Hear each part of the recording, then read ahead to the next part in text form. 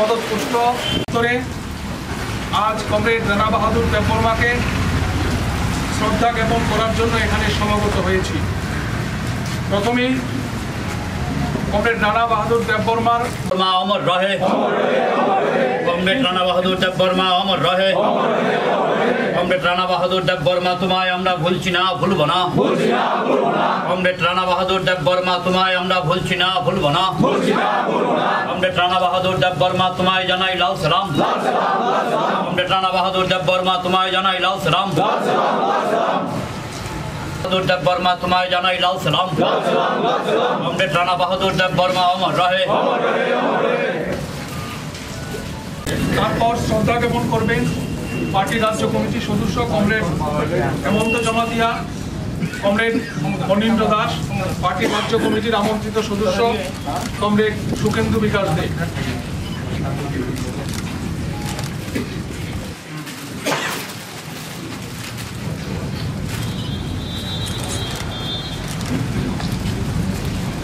পার্টির ওয়াই জেলা সম্পাদক মণ্ডলীর সদস্যদের একে একে শ্রদ্ধা নিবেদন করার জন্য অনুরোধ করছি।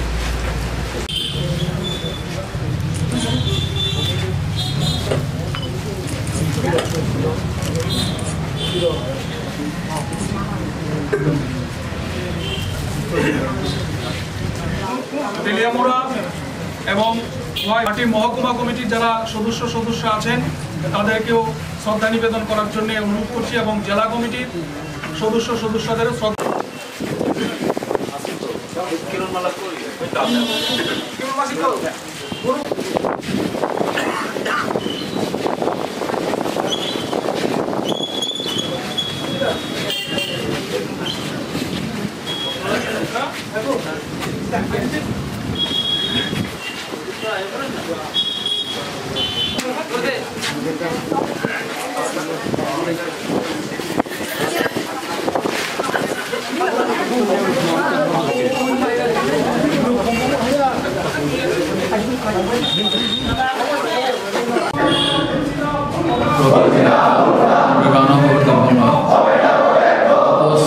মার্চ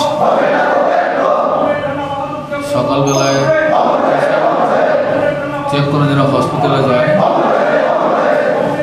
এরপরে হসপিটাল থেকে ফেরার পথে বাড়ির কাছাকাছি আইপিএফটির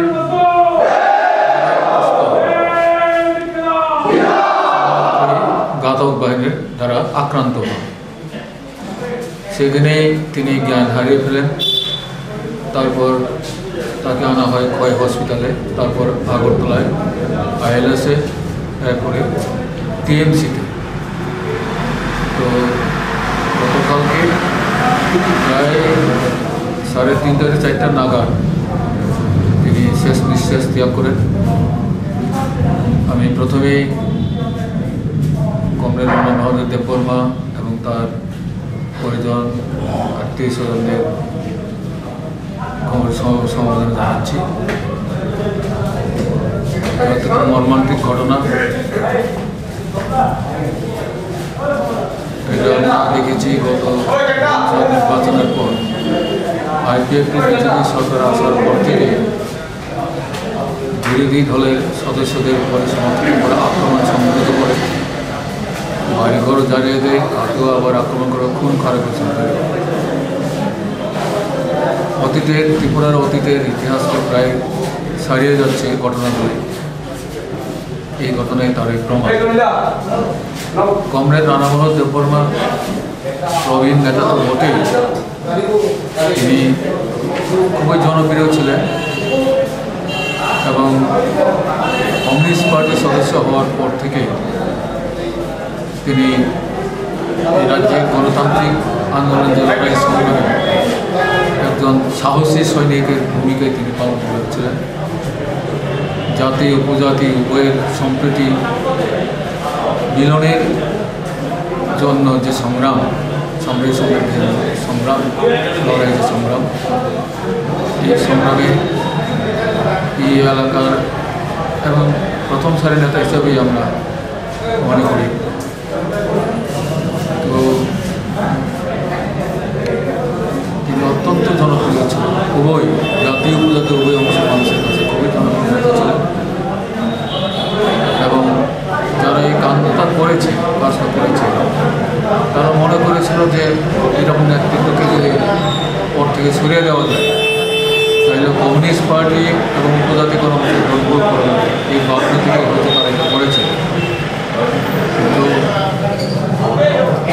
এই ধারণা বাস্তবের সঙ্গে কোনো সময় মিল খাবে না। ত্রিপুরার ইতিহাস, ত্রিপুরার লড়াকু জনগণ তাদের অভিজ্ঞতা থেকেই তাদের এই স্বপ্ন পূরণকে পারে না। তাদের কমরেড রানা বাহাদুর দেববর্মা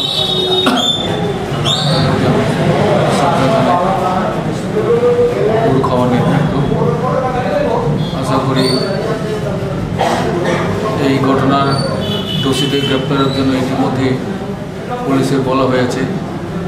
পুলিশ কী করবে পুলিশের ব্যাপার, কিন্তু অভিযোগ রয়েছে।